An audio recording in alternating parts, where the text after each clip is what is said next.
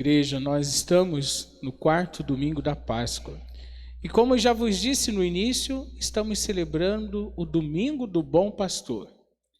Jesus é o nosso único pastor e não pode ter outra voz que possa fazer com que a gente vá para a terra segura, pois é o desejo de todos os homens e de todas as mulheres, é segurança.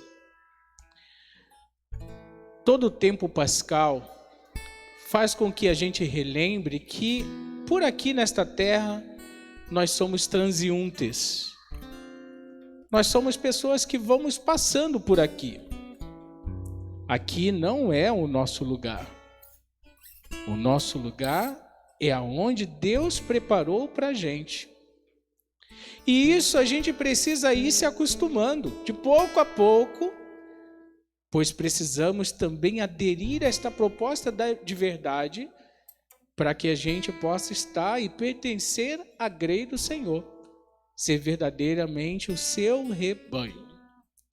Nós estamos ouvindo em todo esse tempo pascal os Atos dos Apóstolos, como era a igreja primitiva.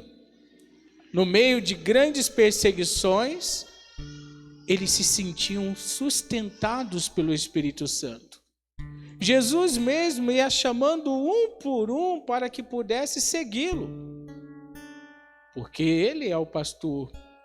Ele veio para conduzir o homem à sua morada eterna. Primeiramente para os judeus, e agora nós estamos ouvindo, depois da conversão de Saulo, Paulo começa então a entender que o evangelho não é somente para os judeus, mas se estende para outro povo também. E a gente foi vendo aqui de pouco a pouco como os judeus tiveram dificuldade de acreditar na ressurreição. Os judeus são divididos em classes políticas. Tem os zelotas, tem os fariseus, tem os saduceus e outros. O grupo dos zelotas, dos fariseus, não tiveram tanta dificuldade de entender a ressurreição, porque este grupo já acreditava numa vida póstuma, numa vida que tem depois. Mas o grupo dos saduceus, os cristãos que vinham, os judeus que eram saduceus e que aderiram à proposta de Cristo, eles tinham muita dificuldade de entender a ressurreição, porque eles não acreditavam numa vida depois, não acreditavam nos anjos, não acreditavam na ressurreição, e agora tinham que deparar com algo que desde pequenininho eles foram ensinados que não existiam, uma vida depois. Sabia que esse pensamento desde antes de Cristo, que perpassa por Cristo, e ainda temos dentro da nossa sociedade algumas frases que a gente escuta assim: aqui é o céu e aqui é o inferno, ou o céu e o inferno é aqui mesmo. Você já deve ter ouvido alguém falar isso. É esta mentalidade que não vai ter um depois. Ou então aquela frase que diz assim: aqui se faz, aqui se paga. É uma mentalidade que não vai ter um depois. Porque se a gente fosse pensar com a ideia cristã, aqui se faz, se não voltar atrás, vai pagar depois. Essa seria uma boa mentalidade cristã. Aqui se faz, se não voltar atrás, ou seja, se não se converter, vai pagar depois.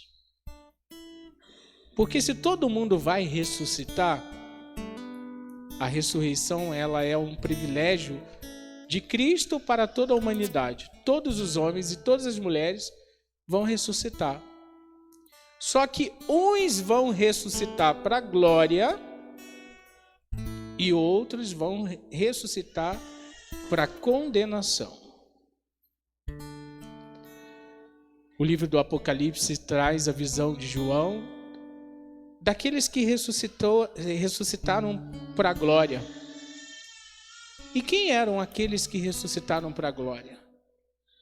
aqueles que deixaram lavar as suas vestes no sangue do Cordeiro.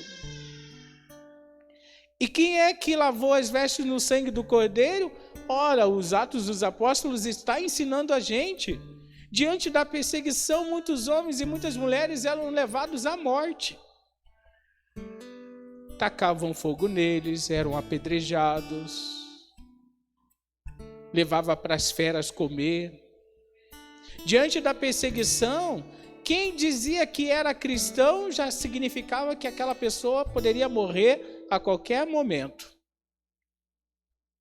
Diante da perseguição, só se tinha uma escolha: ficar com Jesus, ou então negar Jesus Cristo.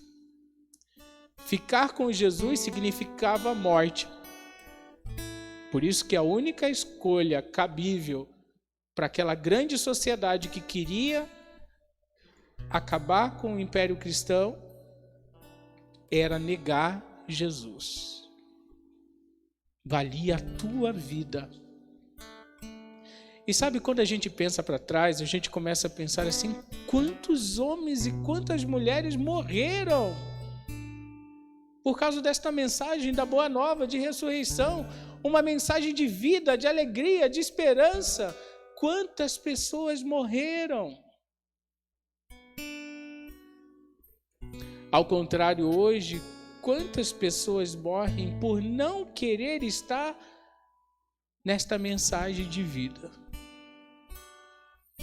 Morrem nas drogas, no egoísmo, na indiferença, no rancor, no desamor. Vai morrendo de pouco a pouco na falta de perdão. Quantas pessoas morrem porque escolhem as trevas do que a luz? Somente aqueles que têm a coragem de deixar lavar as suas vestes no sangue do Cordeiro. E Jesus, ele é o Cordeiro e ao mesmo tempo ele é o pastor. E quem disse isso foi o livro do Apocalipse, lá no versículo 17, que diz assim: olha, porque o Cordeiro que está no meio do trono será o seu pastor. Então Jesus, ao mesmo tempo, ele é o Cordeiro porque ele é vítima. Ele se torna sacrifício por nós. Mas ao mesmo tempo ele é o pastor porque ele nos guia com o seu próprio Espírito, porque ele é Deus, para que o homem e a mulher não viva ao final de tudo a perdição, mas que viva a vida que ele preparou para a gente. Ora, o evangelho de hoje, muito bonita e profunda essa festa, vem dizer para a gente: escutai a voz, porque as ovelhas escutam a minha voz, conhecem a minha voz. É preciso ter intimidade com o Senhor para que se possa compreender a voz. Se eu não tenho intimidade com o Senhor, como que eu vou escutar e reconhecer esta voz? A gente tem o exemplo dos animaizinhos que a gente tem em casa. Quando os animais escutam a nossa voz, se a gente tem intimidade com eles, eles vêm, eles querem carinho, eles chegam, se aproximam. Mas se o animal não tem intimidade com a sua voz e se ele for feroz, pode até te morder. Ele foge de você. A intimidade é que faz com que a gente conheça. Ora, nessa vida, a palavra de Deus está dizendo para a gente hoje, eu e você somos capazes de criar intimidade com Deus. Eu e você somos capazes de deixar este amor do Senhor alcançar de fato a nossa vida e ir retirando aquilo que é morte, para que se possa ressuscitar já aqui. Aquilo que eu venho carregando de peso, de morte, de tristeza, de dor, de angústia, que vai fazendo com que o nosso povo vai perdendo o sentido. E quando se perde o sentido é porque não está escutando a voz do Senhor. É um convite da nossa liturgia de hoje. Escute a voz do Senhor. As minhas ovelhas vão escutar a minha voz, porque eu vou dar-lhes a vida eterna e elas jamais se perderão. Nunca mais terão fome, nunca mais terão sede, não há dor, não há tristeza. Deus mesmo enxugará as lágrimas dos olhos daquele que está sofrendo. Essa é a promessa de Jesus a todos nós.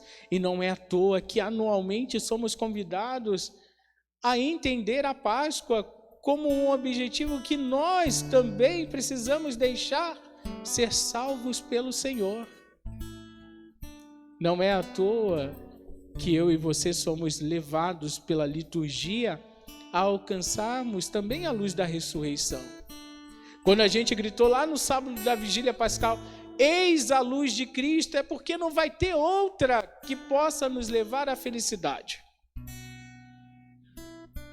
Fora da luz de Cristo é trevas.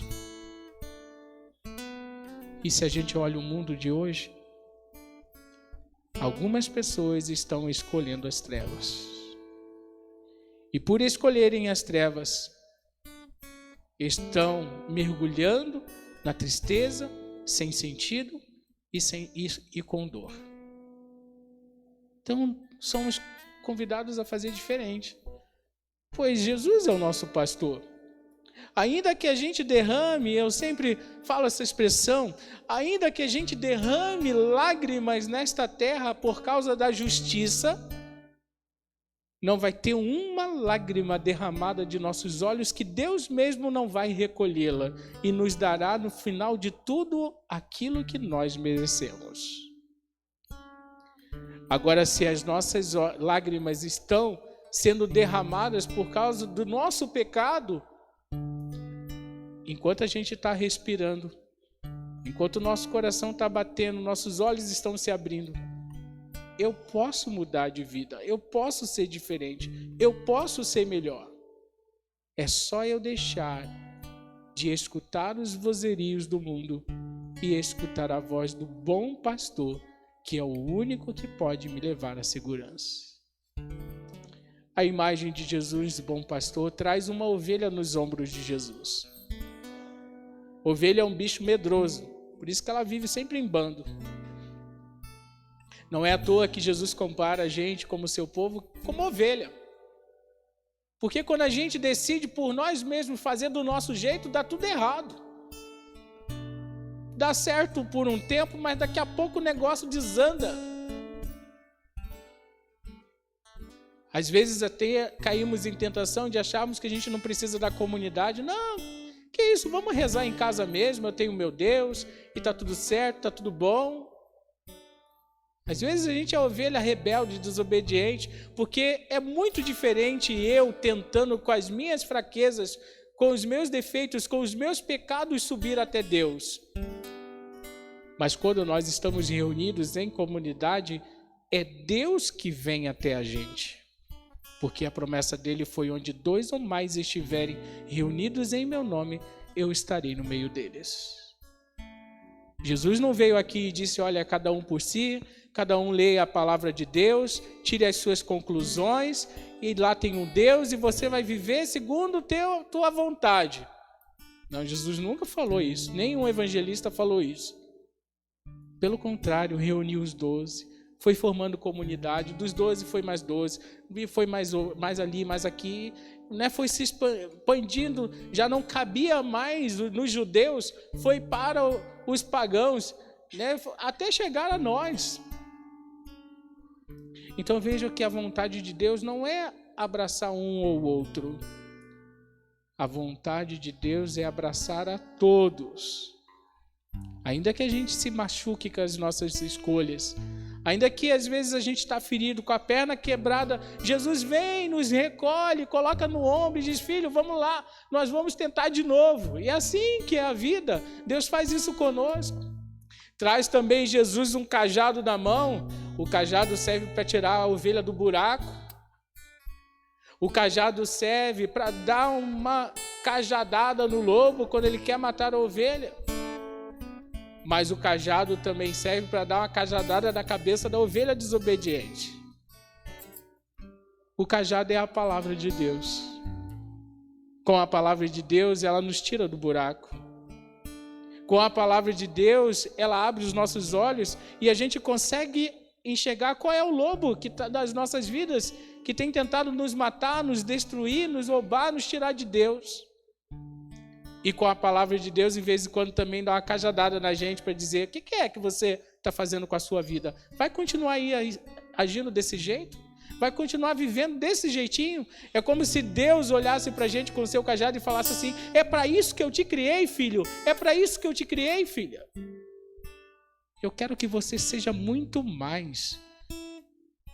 Eu não te criei para pouquinho. Eu te criei para muito.